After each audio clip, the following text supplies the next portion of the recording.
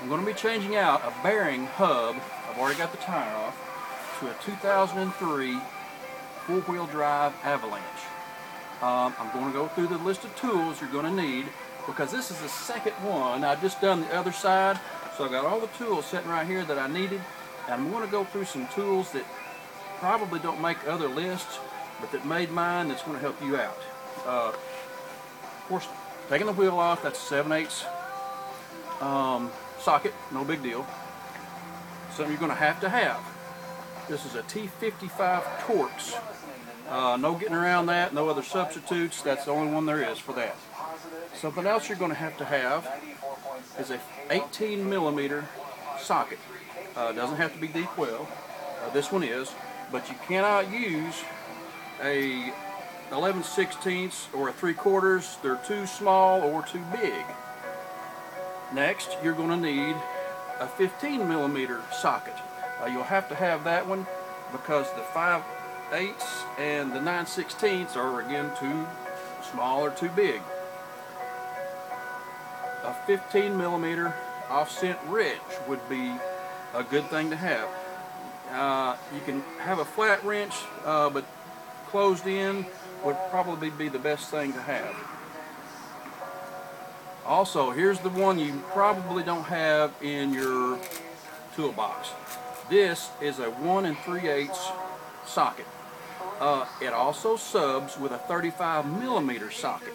If you want to use one of those, they will both work on this big nut right here. But you'll have to take that off in order to get to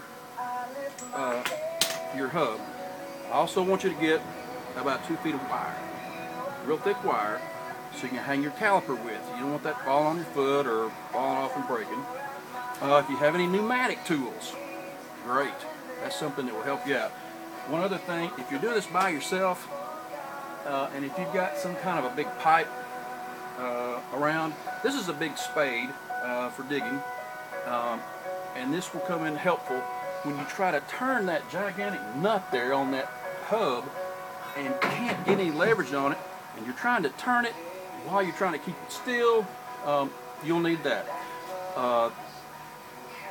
The symptoms that I've had with this truck are a roaring sound at about 20 miles an hour. And if you know what a hub going bad sounds like, it's just kind of one sound that's a hub. As you get up to speed 20 to 25, it's going to get worse. It's not a knocking, it's not a pinging. The best way I can describe it is a roar. I've got the bearing that I took off the other side here that is bad. Actually, I'm just changing this one out because I just want to go in and change both of them out. I know this one's just a matter of probably a few thousand miles before it does. This truck has 126,000 miles on it. Now here's what this sounds like as it goes bad. And this is what I changed out a while ago. I'm going to try to hold it real close to the microphone.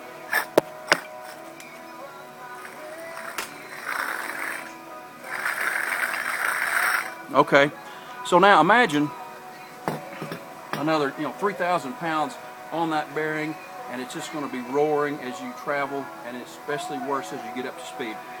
These need to be changed out. They can cause damage, a lot of damage, if you don't change them out in time.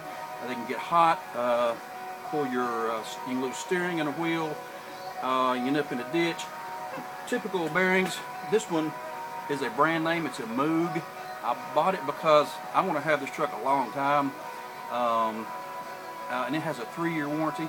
It's a little bit more because it had the 3-year warranty, and it was $160.